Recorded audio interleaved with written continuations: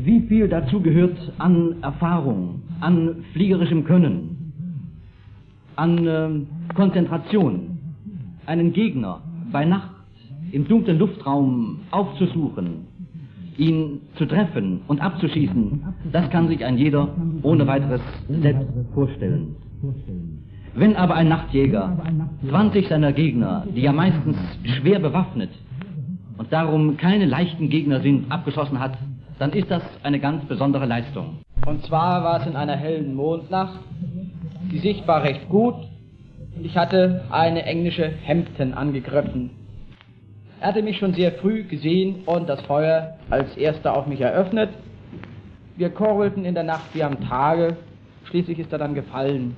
Aber ein Motor von mir hatte so starke Treffer abbekommen, dass ich ihn abstellen musste. Als ich gerade im Begriff war, nach Hause zu fliegen, sah ich eine zweite englische Maschine. Ich überlegte mir nun, sollst du ihn trotz deiner Treffer angreifen oder sollst du ihn weiterfliegen lassen? Mit einem Motor? Ja, nur mit einem Motor. Aber schließlich habe ich dann drauf ankommen lassen und es ist auch geglückt. Wir sind hinter ihm hergeflogen. Er machte dann den Fehler, dass er drückte und gab mir somit die Gelegenheit, durch dieses Drücken auch mehr Fahrt aufzuholen. Denn mit einem Motor war meine Geschwindigkeit ja nicht mehr allzu groß. Ja, das kann man mir vorstellen. Ja. Wir haben dann nicht ganz so gekurbelt wie das erste Mal, aber trotzdem, es war doch recht arg. Und nach 1,5 oder 2 Minuten ist er dann auch gefallen, trotz meines einen Motors. Wir haben nachher sehr drüber gelacht. Wir haben uns immer vorgestellt, welche Gedanken der englische Heckschütze wohl gehabt hat, als er da plötzlich einen Nachtjäger mit einem stehenden und einem laufenden Motor auf sie zukommen sah. Die Maschine ist dann auf den Boden aufgeschlagen und dort völlig ausgebrannt. Er hat ja bestimmt nicht mit einem Angriff gerechnet. Wohl kaum. War das der letzte Abschuss, Herr Oberleutnant? Nein, das war einer der ersten Abschüsse. Also der 8., glaube ich, war es. Und jetzt würden wir gerne noch von einem anderen hören. Sie haben vorhin etwas angedeutet. Würden Sie uns davon auch noch erzählen? Ja, ein zweiter, der war auch etwas seltsam. Wir hatten auch zuvor eine englische Maschine abgeschossen. Ich glaube, es war die Nummer 11, als wir ein weites Flugzeug sahen. Der ging senkrecht im Sturzflug herunter. Wir mussten mitstürzen und kamen ungefähr in Höhen von 50 bis 70 Meter. Während des Sturzes hatte ich mal kurz auf meine Motorüberwachungsinstrumente gesehen und hatte dabei feststellen müssen, dass sie leider weit über höchst zulässige Tourenzahl drehten. Ich nahm sie also nun zurück und horchte gespannt, ob die beiden Motoren mir das wohl übel genommen hatten. Einer hat es nicht getan, aber der andere leider. Als wir nun unten in niedrigster Höhe waren und der Gegner somit nicht, setzte ich dann zum Angriff an und hatte nur den einen Wunsch noch, zu diesem Angriff wollte der Motor. Wir kamen recht gut zum Schuss, konnten die Wirkung der Garbe beobachten, kamen aber leider etwas vorbei und mussten zum zweiten Angriff ansetzen. Als wir uns nun gerade in gute Schussposition gesetzt hatten, wir waren etwas in die Propellerböen reingekommen, fing die Maschine an zu wackeln und es ging plötzlich ein starker Rock durch die ganze Maschine und der rechte Motor stand. Ich sah sofort auf mein Höhenanzeigegerät, wir sanken konstant mit 1,5 Meter in der Sekunde.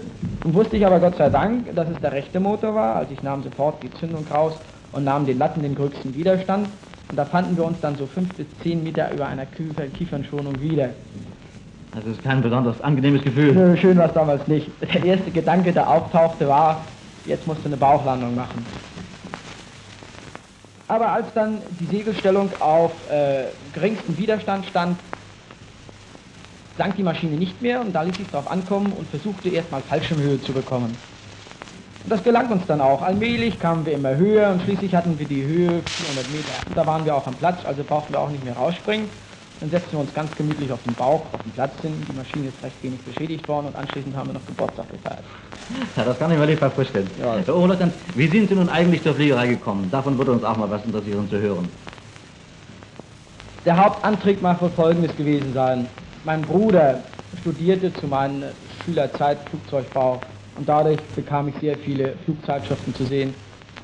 Außerdem war in der Nähe meiner Heimat eine Erprobungsstelle der Luftwaffe, sodass wir dauernd neue Flugzeugtypen sahen und uns gegenseitig da drin fragten, ob wir die einzelnen Typen kennen würden.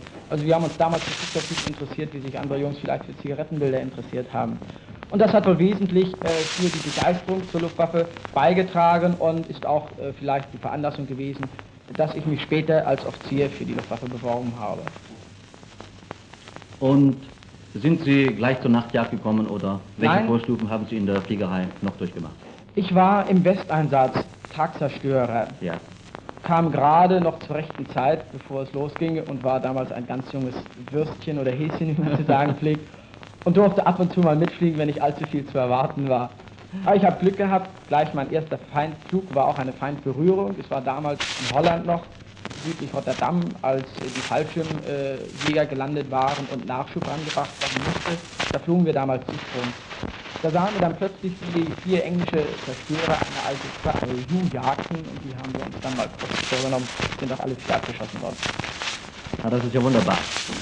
Und von da sind Sie dann zu den Nachtjägern gekommen und wie der Erfolg beweist, war das ja auch wohl der richtige Weg.